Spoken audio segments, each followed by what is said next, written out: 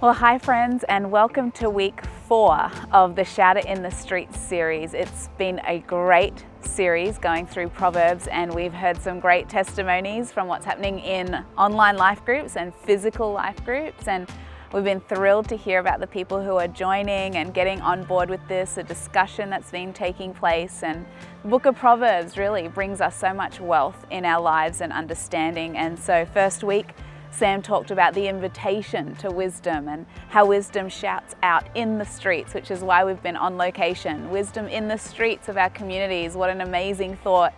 And then in week 2, I talked about the diagnosis, is how do we diagnose actually what type of person we are? The wise person, the foolish person, and the evil person, and also how to interact with the different types of people. We talked about having a leaning in spirit, having a teachable spirit. And then in week 3, Sam talked about work ethic and etiquette and our speech and all those powerful things that move us into our future. And so today, in our last episode of this series, I'm going to talk about the connections. And Proverbs really is a book about wisdom when it comes to our relationships. God has a lot to say about relationships in the book of Proverbs, around marriage, around parenting, around friendship, and Sam touched on the professional relationships with employers and employees. And so I want to talk today about those connections. And I think what I want to underscore everything with is the fact that God has a plan, and it's the best plan.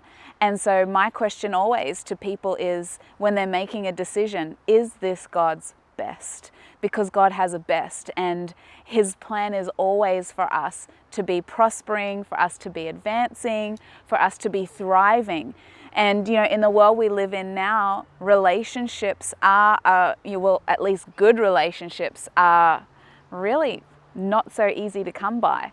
But if we did it God's way, we'd be thriving in relationships.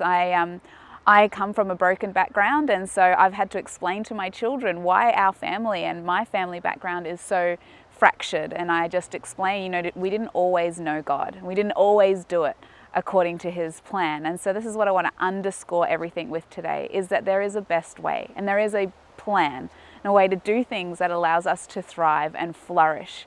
So this is what we get out of the book of Proverbs, and the wisdom that we can get from applying these principles to our relationships. So let's get into it. And the first relationship, the first connection that I want to talk about out of the themes in Proverbs is the marriage relationship. And so Proverbs 18 actually says that a man who finds a wife finds a good thing, which is awesome. It says he finds favor if he finds a wife. And it also tells us in Proverbs 21, though, that it's better to sit on the corner of a roof than to dwell inside a house with a nagging wife. Proverbs has a lot of really, quite entertaining things to say about marriage, but also there's such truths, so many truths in there about marriage. And the thing is that everything is empowered by this ability for us to serve each other. Marriage is something that God holds really, really dear. Actually, in the New Testament, we see that when God explains His love for the church, He uses marriage as an example to illustrate His great love for the church. Marriage is an institution that God loves so much. And it is honored in heaven. It is honored in eternity. Marriage is something we shouldn't take lightly, and it is something that we should fight for in this generation. There is actually an opposing fight against marriage, against family, against all those things. And if we would just do the principles that Proverbs tells us to do when it comes to marriage, then maybe society, actually no doubt, society would look very, very, very different. One of the topics that Proverbs addresses is the topic of lust and adultery, and does not hold back on those two topics. In Proverbs chapter 7, full of warnings about the adulterous woman and how to stay away, why that's important, and talks about this notion that if you go down that road, if you follow that track, that actually it leads you to death. We know in Deuteronomy it says that every decision is a choice between life and death. And Proverbs in chapter 7 talks about the spirit of adultery. The spirit of adultery is more than just actually what happens in marriage. It's a spirit that actually entices us away from what we have. It entices us away from a sense of gratitude of what we have. It wants what belongs to someone else. It wants what we don't have. It's always pining for something else. And it's this attitude of a lack of gratitude, a lack of thanks, a lack of celebration towards what we have. And so often when there is something in the spiritual that's evil, the spirit of adultery, we come against that with an opposite spirit. And so the opposite spirit is to actually appreciate what you have, celebrate what you have, enjoy what you have, is an important way to counteract that reality that we learn about in Proverbs 7. Proverbs 31 is probably one of the best whole chapters as far as what a marriage looks like. Now, it deals a lot with the wife, but it also gives us insight into the husband. And so in Proverbs 31, we see this woman who is industrious and she's proactive and all those sorts of things, but she also honors her husband. And she also celebrates him. She also makes sure that his reputation in public is upheld and he is honored and revered. On the flip side, the husband celebrates his wife. It says that he sings her praises, that he calls her blessed, that he tells his children what an awesome woman she is. And so we see them both celebrating each other. We see them both honoring each other. We see them both building each other up. And this is the power of marriage. And this is when marriage comes into its full blessing and the form that God would have for it. So marriage is actually a call or a race to outserve each other. And I think we see this all the way through Proverbs. If you look out for yourself first, you're going to miss out in the end.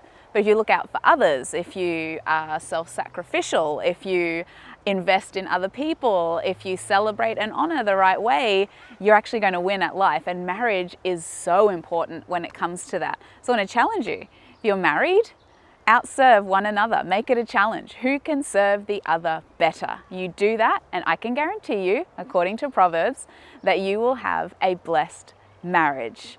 Make sure you celebrate each other publicly and privately. Make sure you honor each other, edify each other, enjoy each other, and invest into each other.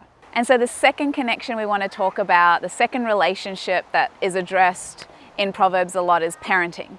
The parent and child relationship. And there's a lot in Proverbs about that relationship. And so first of all, I want to talk to the kids, to the sons and the daughters. In Proverbs 1, straight up, it says, "Son, listen to my instruction. Take it on board, absorb it, apply it to your life. If you do, things are going to go well for you." It goes on in Proverbs 10 and it tells us that a wise son brings comfort and honor to his family. The opposite is also true, that an unwise son brings shame and grief on the family. And so it's really important for us as sons and daughters to understand our role and what's good for us and what the plan of God is in this relationship. So there's a lot that has been said about the fatherless generation and absent parents and the fractures that's caused in the next generation. And, you know, there is a lot of truth in that. Obviously, God's design is for a father and a mother to raise their children and for there to be that strength and foundation there. But, you know, I've come from that background and I understand what it is to wrestle and navigate through that brokenness and those fractures. But as I've sort of matured in myself and as I've become a parent, as I've actually parented spiritually a lot of other people, I've discovered there's this secondary phenomenon that's taken place. And that is actually that we have a generation of sons and daughters who don't know how to be sons and daughters. They don't know how to receive advice. They don't know how to receive correction. They don't know how to be accountable, how to be humble in an accountable relationship where there's someone speaking into their life and they welcome that. But Proverbs actually says, if you're wise as a son or a daughter, you'll invite that kind of relationship. You'll invite that kind of strength and dynamic to people who can lead you into your destiny, who can lead you into your future. And so for many of us, it may actually be an intentional development in our spirit that we have to make to say, you know what, this is foreign to me, but I'm going to step into this relationship. I'm going to seek this out because this is where wisdom is found, and where wisdom is found, my future is found. So next I want to speak to the parents, because Proverbs has a lot to say to parents and this relationship that they have with their children. And the first important thing for us to understand, and it says it right the way through Proverbs, is, it's that kind of like taboo topic right now, spare the rod, spoil the child. But in essence, what that actually means is, and the truth of the matter is, that children thrive where there are boundaries. Children thrive where there is a healthy expectation, not like a dictatorship, not impossible standards, but an expectation for a child to meet their God-ordained potential. And we do that by setting up parameters around them. We do that by setting up guideposts around them. In our generation, I've noticed that there's this notion in parenting that we let the child do what they feel like doing. And Proverbs says over and over again, a child doesn't know what's best for them. And so I've learned in my parenting, and I've learned in learning from other people and reading Proverbs, is that actually this child that I've been given to steward into the potential that God has for their lives. Proverbs 29 and Proverbs 23 introduce a really interesting concept. They tell us that discipline actually brings peace into the home, and discipline also saves a child from their own destruction. And so where there is an absence of discipline, we run the very real risk of a child ruining themselves. And so Proverbs says that, you've been entrusted with this child. Your job actually is to take on that authority as a parent, as the wise person in the relationship, as the one who God has entrusted this responsibility to. Step into that authority, parents. Step into it and take it on. The Spirit of God comes on us for any calling, for any anointing, and He empowers us to step into it. You don't have to have all the answers. You don't have to be the best at A, B, C, and D, because the Spirit of God empowers you, and we seek Him, but we have to step into that authority. I see too many parents shying away from the authority that they have in raising their children. Let's apply what Proverbs says. Let's apply that to our parenting and bring these safe boundaries, these safe parameters. The other thing I notice in Proverbs is this open dialogue that takes place. This open dialogue that takes place between the parent and the child. And so we always have to be in that kind of conversation with our kids. And so explaining the why behind the what. My kids always tell me, Mum, you know what, we'll never have to wonder why because you tell us why 1,000 times. We know the why behind everything. And this is what wisdom does. Wisdom gives a person the boundaries and then explains why. And I tell my children all the time that my job in your life is to walk you into the potential that God has put in you. And I'll do that by guiding you and teaching you and keeping you as close as I can to the things of God. So parents, step into that authority. Kids, sons, daughters, allow that guidance and those parameters and that wisdom into your life in this connection of the child and the parent. Well, last week Sam talked about our work ethic, and so that implies a lot about how we're meant to interact with our bosses, with our employees, so I won't touch on that this week. But I do want to touch on the friendship connection, because Proverbs also beautifully talks a lot about what it is to be a good friend and what it is to have a good friend. Proverbs chapter 6 outlines a list of things that God despises in a person's character. And so that list of things is actually a great list to look at for what to avoid in the friends that we choose. So I'd encourage you to go to chapter 6 of Proverbs and have a look at what that list is. Maybe discuss it in life groups of what is that list of characteristics to avoid in the company that we choose for ourselves. And actually it's indicative of what we should try to avoid in ourselves. That list is a really telling list of the company that we should be and the company that we should avoid. Why is that important? Because Proverbs 13 clearly states for us that you become exactly like who you hang around. So I can tell a lot about your future by having a look at who is in your world and who you associate with. So really clear that we pick our company well, really important that we become the right company for others.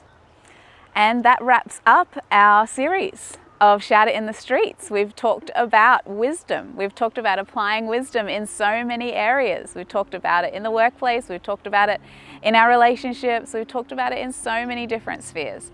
So I want to encourage you, finish Proverbs, read it at least once a year. It'll take you a month, and every time you read it, it'll deliver something else of truth into your life. Continue to talk about these things in your life groups and discuss these sort of topics, and maybe take the content of this week to God in prayer. God, what relationships need repairing in my world? Is it my marriage? Is it with my parents or my children? Is it friends that I need to reassess? How can I actually look at this in a greater way for the relationships that I have in my life so that I can apply wisdom to those relationships? And so if you are watching for maybe from somewhere around the world and you want to connect with us, please make sure you do that by clicking on the link and getting in touch with us. Maybe you're not in a life group. We're doing life groups online virtually, and we're also doing life groups in person if you're local. So I want to encourage you to connect. And just now, what we're going to do, as we've been doing every week, is we're going to cross to a testimony of things that God is doing in the life of our church, and hopefully inspire you to be the church wherever you are. Reach out to someone, bring life to someone, be an answer to someone. And I pray that you're blessed. And thanks for following along in the series, and thanks for connecting with us. And I pray that your life is richer as a result. God bless you, and we'll see you next time. Hi, my name's Ronnie. I've been a Christian for about 3 years now. I first came to Citipointe Redcliffe in 2015, probably for all the wrong reasons. At that stage in my life, I was really struggling with social anxiety. I was struggling with self-confidence. I didn't know what I was supposed to do. I was graduating that year and I didn't know what I was doing.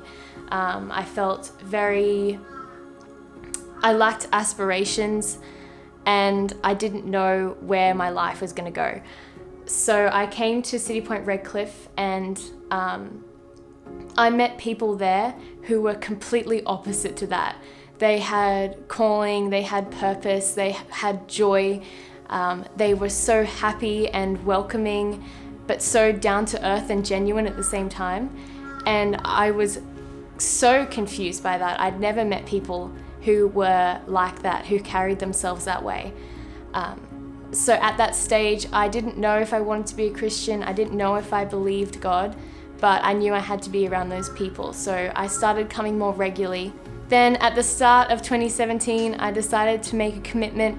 I wasn't sure if I was making a commitment to God yet, but I just made a commitment to start coming to church every week. I knew I had to be around those people. I knew I had to be hearing that wisdom. So I did, and I've never looked back. Over the years, I had a realization that, yeah, I probably am a Christian at this point. I do believe in God. I do have a relationship with God. And looking back now, over the past 3 years, I have watched the Holy Spirit and I've watched God take everything that I was so afraid of, everything that terrified me, and turn it into my greatest passions and the things that bring me the most joy in life. And I watched myself go on the host team, even though I struggled so much to make conversation with people and I struggled so much to meet new people. I was on the host team, and then I was on the kids team looking after these sweet kids, and I never thought I would do something like that. And I was so petrified of crowds. My biggest fear was public speaking and being in front of people, and God flipped that and turned it into my greatest passion, giving me a heart for worship and putting me in charge of the youth creative team, being in front of a crowd every single week and just absolutely loving it. I then in 2018 felt called to do the Citipointe Internship Academy, and through that I received a vision for my future and for my calling of becoming a primary education teacher. And having that direction in life has been the greatest thing, and that the purpose that I have now for life is everything. And I have never looked back on the past 3 years. And I just can approach all challenges now and all exciting new moments in life, knowing that God has my life in the palm of his hand, and I can trust in him, and I can draw from his confidence in every single aspect of my life.